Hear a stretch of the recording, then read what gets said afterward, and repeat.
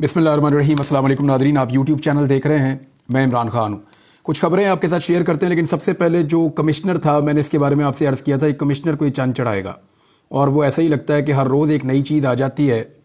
वो कमिश्नर जिसको पाकिस्तान के जय्यद सहाफ़ी और बहुत सारे दानिश्वर ये कल तक साबित करने की कोशिश कर रहे थे कि वो ज़हनी मरीज़ है और ज़हनी तवाज़ुन खो बैठा है। कभी वो डांस करता है, कभी वो घर वालों से लड़ता है, कभी वो अजीब अजीब हरकतें करता है। यानी उसके बारे में बड़ी अजीबोगरीब किस्म की बातें पहले फैलाई जा रही थी कमिश्नर के बारे में, लियाकत चट्ठा के बारे में। अब उस कमिश्नर का एक स्टेटमेंट आया और वो सारे नाच नाच के घुंघरू तोड़ रहे हैं कि जनाब कमिश्नर का स्टेटमेंट आ गया, कमिश्नर का स्टेटमेंट आ गया, और बड़ी खुशियां मना रहे हैं। तो अब उन्हें लगता है कि वो कमिश्नर ने ये वाला जो स्टेटमेंट दिया है, इस वक्त उसको पागलपन का दौरा नहीं पड़ा हुआ। यानी जब वो कमिश्नर बात करता है ऐसी कि जिसमें धांधली हो, तो ये सारे उछलना कूदना शुरू कर देते हैं कि ज़हनी मरीज़ हो गया। जैसे ही वो बात करेगा कोई और, तो ये सारे जो है उछलना कूदना शुरू हो जाते हैं कि जनाब अब वो ज़हनी मरीज़ नहीं है, बिल्कुल नॉर्मल हो गया। मामला जो है वो कमिश्नर की ज़हनी हालत का नहीं है, मामला मुझे इनकी ज़हनी हालत का लगता है बेचारों की। क्योंकि इनको जैसे ही धांधली का नाम लो तो ये एक अजीब किस्म की कैफियत में चले जाते हैं। इनके मुंह से झाग निकलना शुरू हो जाती है फॉर्म 45 का नाम सुनते ही, और अजीबोगरीब इनकी सूरत हाल हो जाती है बेचारों की। तो मुझे तो इनके ऊपर तरस आ रहा है। अगर ये हुकूमत बन भी गई, नवाज शरीफ को, उसके ख़ानदान को नवाज भी दिया गया, तो क्या फ़ायदा। यानी अवाम तो इनको इक़्तिदार में देखने के बावजूद भी पाकिस्तान का हुक्मरान नहीं मानेगी। वो इसलिए कि लोगों ने इनको वोट ही नहीं डाला हुआ।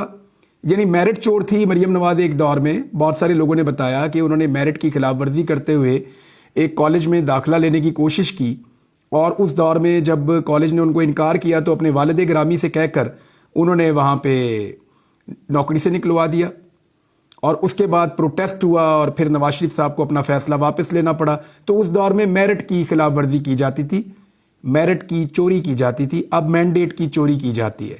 चोरी की एक रवायत जो है वो अब तक कायम है, और कभी मैंडेट चोरी, कभी मेरिट चोरी, और अब देखते हैं कि इसके बाद और क्या चोरी होता है। बहरहाल स्टोरी जो है वो हम बात कर रहे थे कमिश्नर की। मरियम नवाज पे बाद में बात करेंगे। उन्होंने कुछ बड़े मज़ायका खेज स्टेटमेंट दिए हैं, उनमें से एक आपके सामने आज फिर रखूँगा। साबिक कमिश्नर रावलपिंडी, उन्होंने इंतखाबात में मुबैना धांधली के इल्ज़ामात पर माफ़ी मांग ली। एक स्टेटमेंट उनका 2 सफ़ों का मार्केट में सर्कुलेट कर रहा है। ये वही सहाफ़ी और वही दानिश्वर लेकर आ रहे हैं जो थोड़े दिन पहले कह रहे थे कि ये तो ज़हनी मरीज़ है। और इस वक्त सिर्फ आप ये देख लें स्टेटमेंट सुनने से पहले कि कमिश्नर है कहाँ। देखिए, पहले एक खबर आई थी कि कमिश्नर को शायद गिरफ्तार कर लिया गया है, लियाकत चट्ठा को। फिर उसके बाद एक तरदीद भी आई कि लियाकत चट्ठा को गिरफ्तार नहीं किया गया। अब लगभग 5 दिन हो गए हैं, मेरी इस्लामाबाद में चंद सहाफ़ियों से बात हुई। मैंने सिद्दीक जान से बात की, साकिब बशीर साहब से बात की, एक दो और दोस्त हैं उनसे बात की। मैंने उनसे पूछा जी मुझे बताएं कि लियाकत चट्ठा है किधर। उन्होंने कहा जी नहीं पता कहाँ है। ये पुलिस के बाद उन्होंने कहा जी हमें नहीं पता। अपने घर पे है, उन्होंने कहा जी हमें नहीं पता। सहाफ़ियों ने मुझे ये बताया कि इन्होंने कोशिश की उसको ट्रैक करने की, उसको ट्रेस करने की कि एक्चुअली लियाकत चट्ठा अभी है कहाँ, लेकिन किसी को भी नहीं पता कि लियाकत चट्ठा कहाँ है। तो एक तो ये बात है कि उनकी फैमिली को पता है या नहीं पता, ये मैं नहीं जानता, लेकिन सहाफ़ियों ने हाथ खड़े किए। उन्होंने कहा जी हमें नहीं पता कि लियाकत चट्ठा कहाँ पे मौजूद है, किसके पास मौजूद है और क्या बात कर रहा है और कहाँ से क्या स्टेटमेंट दे रहा है, हमें इसके बारे में नहीं पता। और इस स्टेटमेंट की सेहत पे बकौल उन सहाफ़ियों के, उन्होंने कहा हमें शक है, वो इसलिए कि ये इंडिपेंडेंटली उसने सामने आकर बात नहीं की, ना ये किसी मजिस्ट्रेट के सामने दी है।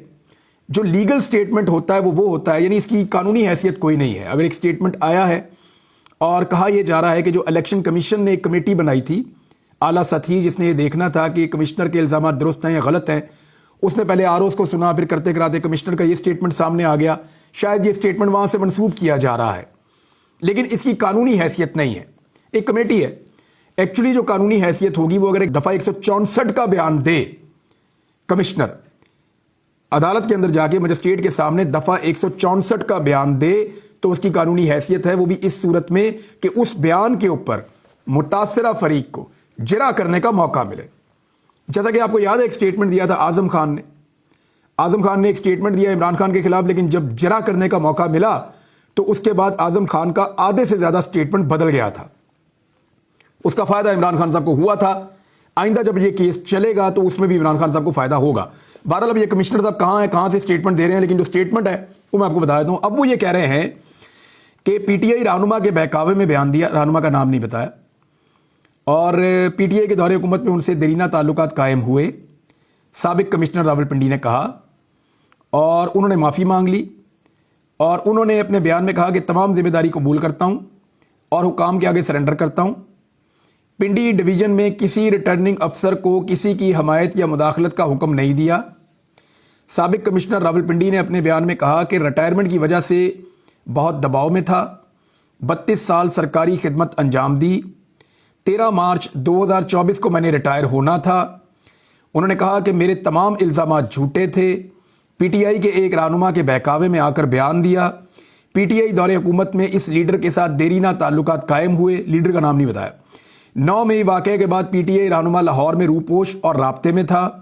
वाज़ेह रहे कि 17 फरवरी को कमिश्नर रावलपिंडी लियाकत अली चट्ठा ने प्रेस कॉन्फ्रेंस में कहा था कि मुझे कुछ अरसा पहले इलेक्शन ड्यूटी पर लगाया गया था, लेकिन मैं अपनी जिम्मेदारी पर शर्मिंदा हूं और मैंने जो जुर्म किया इस पर मुझे सजाए मौत दी जाए। ये पहले उन्होंने कहा था कि मैनू सजाए मौत दे दो, मैंने बहुत धांधली करवाई, मेरे आरोज रो पिट रहे थे और बड़ा उन्होंने कहा जी मेरा ज़मीर जाग गया है, सुबह फजर के बाद मैं खुदकुशी करने लगा था, तो अब मैं ज़ोर से पहले ये प्रेस कॉन्फ्रेंस कर रहा हूँ और मैं कौम को बताना चाहता हूँ कि मैं कौम का मुजरिम हूँ। 13 सीटों के ऊपर मैंने धांधली करके 70-70 हज़ार वोट मैंने इधर से उधर कर दिए और जो 70-70 हज़ार की लीड थी उसको मैंने शिकस्त के अंदर बदला और मैंने बड़ी ज़्यादती की है। अब वो ये कहते हैं जनाब कि मैंने ये पीटीआई के एक रहनुमा है, उनसे मेरा राब्ता था, उनके दबाव में आके मैंने ये स्टेटमेंट दिया। अगर पीटीआई के रहनुमा के दबाव में थे तो कमिश्नर साहब को ये 13 सीटें नून लीग के बजाय पीटीआई को जितानी चाहिए थी। मेरा तो एक सादा सा सवाल है, कॉमन सेंस की बात है, मैं कोई इतना रॉकेट साइंस में नहीं जा रहा, मैं तो कॉमन सेंस की बात कर रहा हूँ कि अगर कमिश्नर साहब पाकिस्तान तहरीक इंसाफ के रहनुमा के दबाव में थे तो ये अच्छे दबाव में थे कि इन्होंने 13 सीटें पीटीआई को हरवा दी। ये कैसा इखलाकी दबाव था और ये कैसा उनके साथ इनका लिंक था जिसके बाद इन्होंने 13 सीटें अपने पूरे डिवीजन के अंदर एक भी सीट नहीं जीतने दी पाकिस्तान तहरीक इंसाफ को। और तहरीक इंसाफ वहाँ पे बार बार कह रही है फॉर्म 45 फॉर्म 45 फॉर्म 45 फॉर्म 45 के नाम से चिढ़ गए हैं। अब पीएमएलएन जो है उनके पास भी अपने फॉर्म 45 है, वो भी सामने लाने के लिए तैयार नहीं है। कुछ इतलात के मुताबिक फॉर्म 45 शायद रीराइट हो रहे हैं, दोबारा से बनाए जा रहे हैं। लेट्स सी जो भी होगा पाकिस्तान में जिसकी भी हुकूमत बनेगी, ये मुल्क तो इंशाल्लाह आगे चलता रहेगा, लेकिन बहुत सारी चीज़ें मज़ीद खुलकर सामने आ जाएंगी, एक्सपोज हो जाएंगी। अब जो दिमागी मरीज़ था वो जनाब वक्ती तौर पे दुरुस्त हो गया जब तक कि वो दोबारा कोई और स्टेटमेंट इधर उधर नहीं दे देता।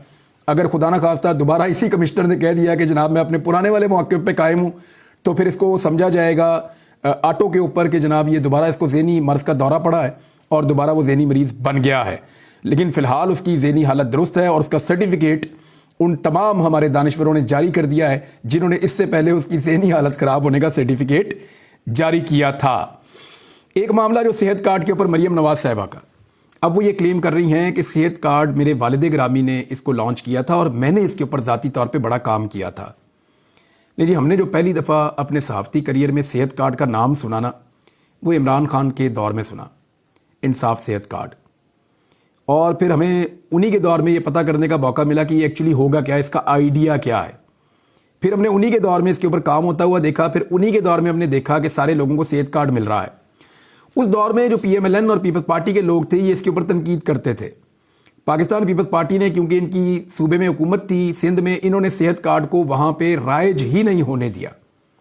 सेहत कार्ड को राइज ही नहीं होने दिया इन्होंने सिंध के अंदर पाकिस्तान पीपल्स पार्टी ने, तो वो तो इसको कभी क्लेम कर ही नहीं सकते। जहाँ तक बात है पीएमएलएन की, तो ये कहा करते थे बड़ा खुलकर कि ये पैसे का ज़िया है और ये आइडिया ठीक नहीं है।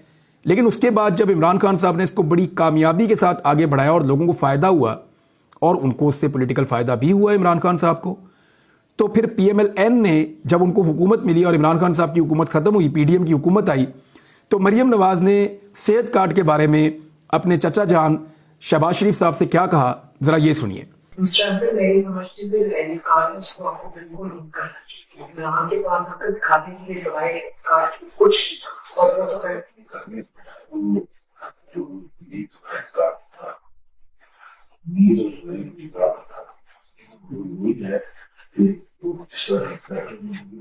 लेकिन हमने ये नहीं किया था, आपको याद है हमने तो उसको $102 नीचे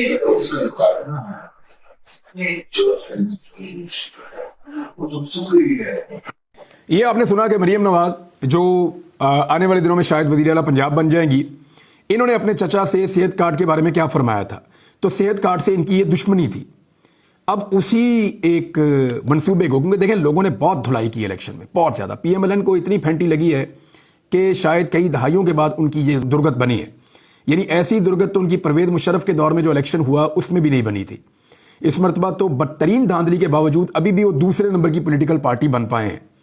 جتنی دھاندلی پی ایم ایل این کے لیے کی گئی ہے نا، اس سے آدھی دھاندلی اگر عمران خان کے لیے 2018 میں کی جاتی تو 2/3 اکثریت ہوتی عمران خان کے پاس. یعنی اس کو جو لوگ کمپیئر کرتے ہیں نا 2018 کو اور 2024 کو، وہ ایکچولی ایک بددیانتی کر رہے ہوتے ہیں. 2018 میں، 2013 میں، 2008 میں، 2002 میں اور 97 میں، یا جو پہلے ہوتا رہا نا، وہ ایک چھوٹا موٹا ایک کشن ہوتا تھا جو اسٹیبلشمنٹ پرووائڈ کر دیتی تھی کسی پولیٹیکل پارٹی کو. لیکن اس دفعہ جو دھاندلی پی ایم ایل این کے لیے ہوئی ہے وہ تو تباہی پھر گئی ہے. کمال قسم کی دھاندلی ہوئی ہے جس کے تمام ریکارڈ ٹوٹ گئے ہیں. بہرحال پی ایم ایل این کی حکومت بنائی جا رہی ہے. اب وہی منصوبے جن کو پہلے یہ گالی دیتے تھے، اس کے ساتھ بدتمیزی کرتے تھے، اس کو بند کرنے کے لیے زور لگاتے تھے، آج عمران خان کے انہی منصوبوں کو اون کرنا ان کی مجبوری بنتی جا رہی ہے. اچھا، کون کون سے منصوبے ہیں عمران خان صاحب کی حکومت کے جو اب پی ایم ایل این ان کے اوپر اپنی تختیاں لگانا چاہتی ہے؟ ہم وہ سارے منصوبے آپ کے سامنے ایک ایک کر کے لاتے رہیں گے آنے والے دنوں میں، تاکہ ذرا کلیئرٹی رہے چیزوں کے اندر، وہ آپ کو ہم بتاتے رہیں گے.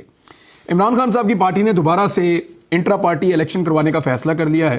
3 مارچ کو انٹرا پارٹی الیکشن کروائے جائیں گے، اور میرے خیال میں قاضی فائد عیسیٰ صاحب کو دعوت دینی چاہیے، پاکستان تحریک انصاف کو باقاعدہ، الیکشن کمیشن کو اور تمام ان لوگوں کو، اکبر ایس بابر کو ضرور کاغذات جمع کروانے کا موقع دینا چاہیے تاکہ وہ الیکشن لڑ کے پاکستان تحریک انصاف کے اندر اپنی اوقات دیکھ لیں، اور پراپر الیکشن کروا کے پھر 2-3 دفعہ پوچھ لینا چاہیے سب سے کہ جناب آپ مطمئن ہیں، ہم دوبارہ کروا لیں، اور ایک دفعہ الیکشن کروا کے اپنی جو پارٹی ہے اس کی لیڈرشپ کی اناؤنسمنٹ کروا کے پھر واپس اپنا سمبل لیں الیکشن کمیشن آف پاکستان سے، تاکہ جو ضمنی انتخابات ہوں یا اس کے بعد جو بھی انتخابات ہوں اس میں پاکستان تحریک انصاف اپنے انتخابی نشان بلے کے اوپر الیکشن لڑ سکے. مخصوص نشستوں کے اوپر ابھی جب میں وی لاگ ریکارڈ کر رہا ہوں تو ابھی تک تو فیصلہ کوئی نہیں آیا. ہو سکتا ہے کہ تھوڑی دیر میں فیصلہ آ جائے یا صبح تک فیصلہ آ جائے تو پتہ چل جائے گا کہ پاکستان تحریک انصاف کی مخصوص نشستوں کے حوالے سے الیکشن کمیشن آف پاکستان نے کیا فیصلہ کیا ہے. اس سے پہلے میں نے آپ کو ایک فیکٹ بتایا تھا اور وہ بڑا کلیئر فیکٹ موجود ہے، جس میں میں نے آپ سے عرض کیا تھا کہ اس کی مثال موجود ہے. بلوچستان عوامی پارٹی کا خیبر پختونخوا میں کوئی وجود نہیں تھا. خیبر پختونخوا تھے 3 آزاد امیدوار ایم پی اے بنے تھے فاٹا سے 2019 میں، اور ان 3 آزاد امیدواروں نے بلوچستان عوامی پارٹی میں شمولیت کی تھی. بعد میں انہوں نے ایک درخواست دی تھی اور ایک فہرست جمع کرائی تھی، جس کے بعد بصیرت بی بی غالباً ان کا نام تھا خاتون کا، ان کو ایم پی اے مخصوص نشست کے اوپر بنا دیا گیا تھا. تو ایک پریسیڈنٹ موجود ہے، اسی پریسیڈنٹ کو استعمال کرتے ہوئے پاکستان تحریک انصاف فائدہ اٹھا سکتی ہے اور ان کو مخصوص نشستوں پہ ان کی خواتین کو موقع مل سکتا ہے کہ وہ آئیں اور آ کر ایوان کے اندر بیٹھیں اور ترجمانی کریں اپنی پارٹی کی. اچھا جی، میرے پاس 2 سٹیٹمنٹ موجود ہیں. ایک سپریم کورٹ آف پاکستان کا سٹیٹمنٹ ہے، وہاں سے ایک پریس ریلیز جاری ہوئی ہے جو ایک کنٹروورسی اٹھی ہوئی ہے قاضی فائد عیسیٰ صاحب کے ایک فیصلے کے حوالے سے، اور دوسری جانب جو ہے علماء اکرام کا ایک متفقہ بھی ایک میرے پاس سٹیٹمنٹ موجود ہے. پہلے یہ دیکھ لیتے ہیں کہ جو پریس ریلیز ہے سپریم کورٹ آف پاکستان کی وہ کیا کہتی ہے. اور وہ یہ کہہ رہی ہے کہ سپریم کورٹ کے ایک فیصلے کی غلط رپورٹنگ کی وجہ سے کئی غلط فہمیاں پیدا کی جا رہی ہیں اور ایسا تاثر دیا جا رہا ہے جیسے سپریم کورٹ نے دوسری آئینی ترمیم مسلمان کی تعریف سے انحراف کیا ہے اور مذہب کے خلاف جرائم کے متعلق مجموعہ تعزیرات پاکستان کی دفعات ختم کرنے کے لیے کہا ہے. یہ تاثر بالکل غلط ہے. اچھا، پھر انہوں نے مقدمے کا ذکر کیا کہ فلاں فلاں فلاں مقدمے میں سپریم کورٹ نے یہ قرار دیا تھا کہ اس مقدمے کی ایف آئی آر میں مذکور الزامات کو جوں کا توں درست تسلیم بھی کیا جائے تو ان پر ان دفعات کا اطلاق نہیں ہوتا، بلکہ فوجداری ترمیمی ایکٹ 1932 کی دفعہ 5 کا اطلاق ہوتا ہے، جس کے تحت ممنوعہ کتب کی نشر و اشاعت پر زیادہ سے زیادہ 6 ماہ کی قید کی سزا دی جا سکتی ہے. چونکہ درخواست گزار ملزم پہلے ہی قید میں 1 سال سے زائد کا عرصہ گزار چکا تھا، اس لیے اسلامی احکام، آئینی دفعات اور قانون و انصاف کے تقاضوں کو ملحوظ رکھتے ہوئے سپریم کورٹ نے درخواست گزار ملزم کی ضمانت پر رہائی کا حکم دیا ہے. افسوس کی بات یہ ہے کہ ایسے مقدمات میں جذبات مشتعل ہو جاتے ہیں اور اسلامی احکام بھلا دیے جاتے ہیں. فیصلے میں قرآن مجید کی آیات اسی سیاق و سباق میں دی گئی ہیں. فیصلے میں غیر مسلموں کی مذہبی آزادی کے متعلق اسلامی جمہوریہ پاکستان کے آئین کی جو دفعات نقل کی گئی ہیں ان میں واضح طور پر یہ قید موجود ہے کہ یہ حقوق قانون، امن و امان اور اخلاق کے تابع ہی دستیاب ہوں گے. آئین کی دفعہ 20 کا ترجمہ یہاں پیش کیا جاتا ہے: قانون، امن امان اور اخلاق کے تابع. ہر شہری کو اپنے مذہب کی پیروی کرنے اور اس پر عمل کرنے اور اسے بیان کرنے کا حق ہوگا، اور بی جو ہے وہ یہ کہتا ہے کہ ہر مذہبی گروہ اور اس کے ہر فرقے کو اپنے مذہبی ادارے قائم کرنے، ان کی دیکھ بھال اور ان کے انتظام کا حق ہوگا۔ اسی نوعیت کے ایک مقدمے میں سپریم کورٹ کا 5 رکنی بینچ اس موضوع پر پہلے ہی تفصیلی فیصلہ دے چکا ہے۔ اچھا، ظہیر الدین بنام ریاست 1993 کا اس میں حوالہ دیا گیا ہے، جس سے موجودہ فیصلے میں کوئی انحراف نہیں کیا گیا۔ یہ تفصیلی ساری بات کرتے ہوئے تو سپریم کورٹ آف پاکستان نے کہا کہ یہ کنفیوژن پھیلایا جا رہا ہے، یا انہوں نے کہا کہ اس کو مس رپورٹ کیا گیا ہے، اور اس میں وہ کہہ رہے ہیں کہ اہل علم کی ذمہ داری ہے کہ اس سارے معاملے کو جو ہے وہ اس میں کوئی غلطی ہوئی ہے تو اس کی تصحیح کریں، اور اس کے لیے آئینی اور قانونی راستے موجود ہیں۔ چیف جسٹس اور سپریم کورٹ نے کسی کو نظر ثانی ریویو سے نہ پہلے روکا اور نہ اب روکیں گے۔ میرے خیال میں حل بھی اس کا یہ ہے، یہ معاملہ جو ہے وہ جانا چاہیے ریویو کے اندر، کیونکہ علماء کرام کا اس پہ موقف تھوڑا سا مختلف ہے۔ علماء کرام کیا کہہ رہے ہیں، یہ میرے پاس ایک بڑی ڈیٹیل ان کی بھی ایک سٹیٹمنٹ ہے، اور اس میں 500 مفتیان کرام ہیں، ان کا شرعی اعلامیہ ہے جو میں آپ کے سامنے رکھ رہا ہوں۔ اس میں زیادہ میں ڈیٹیل میں نہیں جاتا، مذہبی معاملہ ہے، لیکن میں یہ بتاتا ہوں کہ قاضی فائز عیسیٰ اور مسرت ہلالی کا فیصلہ قرآن و حدیث اور آئین پاکستان کے خلاف ہے، اسے مسترد کرتے ہیں۔ یہ تنظیمات اہل سنت سے وابستہ 500 مفتیان اکرام کا شرعی اعلامیہ ہے، اور اس کے بعد انہوں نے قرآن پاک کا حوالہ بھی بیچ میں لکھا ہے، اور بہت سارے علماء اکرام کے اور مفتیان کے اس کے اندر نام بھی لکھے ہیں۔ تو یہ بڑا ڈیٹیل قسم کا ایک ان کا سٹیٹمنٹ آیا، ایک اعلامیہ آیا علماء اکرام کی جانب سے۔ دیگر علماء اکرام بھی اس پہ بات کر رہے ہیں۔ دیکھیں، اس سے پہلے جو مذہب کارڈ ہے نا، وہ بڑا خوفناک طریقے سے 2022 میں پی ایم ایل این نے اور کچھ اور لوگوں نے استعمال کیا تھا عمران خان کے خلاف۔ آپ کو یاد ہوگا جب ایک مذہب کارڈ استعمال کر کے ان کی جان کو خطرے میں ڈال دیا گیا تھا اور ان پہ گولیاں تک چل گئی تھیں، آپ کو اچھی طرح یاد ہوگا۔ اس دور میں بھی میں نے اس کی مخالفت کی تھی، میں آج بھی اس کی مخالفت کرتا ہوں۔ دیکھیں، جب عمران خان کے خلاف مذہب کارڈ استعمال کیا جا رہا تھا تو علماء اکرام نے اس کو سپورٹ نہیں کیا تھا۔ پاکستان کے علماء اکرام نے یا مفتیان اکرام نے اس وقت عمران خان کے خلاف جو ایک پروپیگنڈا جاری تھا اس کے اوپر گو کہ انہوں نے بات نہ کی ہو، لیکن اس کو سپورٹ نہیں کیا تھا، کیونکہ وہ ایک جھوٹا پروپیگنڈا تھا، توہین مذہب کا عمران خان کے خلاف بنایا جا رہا تھا۔ اسی طرح آج بھی میں سپورٹ نہیں کروں گا کسی ایسی چیز کو جس سے کسی کی جان کو خطرے میں ڈال دیا جائے۔ میرے خیال میں پاکستان کے پاس بہترین فورم موجود ہے، اسلامی نظریاتی کونسل کا، علماء اکرام موجود ہے، اور ریویو کی ایک آپشن موجود ہے۔ سپریم کورٹ آف پاکستان کے اندر ابھی پنجاب حکومت نے فیصلہ کیا کہ اگر دیکھیں کچھ بھی نہ ہوتا تو پنجاب حکومت یہ فیصلہ نہ کرتی۔ پنجاب حکومت نے بھی فیصلہ کیا کہ ریویو میں جائیں گے، تو پنجاب حکومت جب ریویو میں جائے گی تو علماء اکرام کو سب کو، قاضی صاحب کو چاہیے بلائیں اور بلا کر ان کی رائے سنیں۔ ہو سکتا ہے وہ ایک جج ہیں، لیکن ان کا دین کے معاملے میں نالج علماء اکرام سے ناقص ہو سکتا ہے، تو اسلامی نظریاتی کونسل سے رہنمائی بھی لی جا سکتی ہے۔ تو اس مسئلے کو جتنی جلدی حل کریں اتنا بہتر ہے۔ پاکستان میں پہلے ہی بہت سارے مسائل ہیں، اور یہ ایک مذہبی اور حساس نوعیت کا معاملہ ہے۔ اب تک کے لیے اتنا ہی، اپنا خیال رکھیے گا، اپنے چینل کا بھی۔ اللہ حافظ۔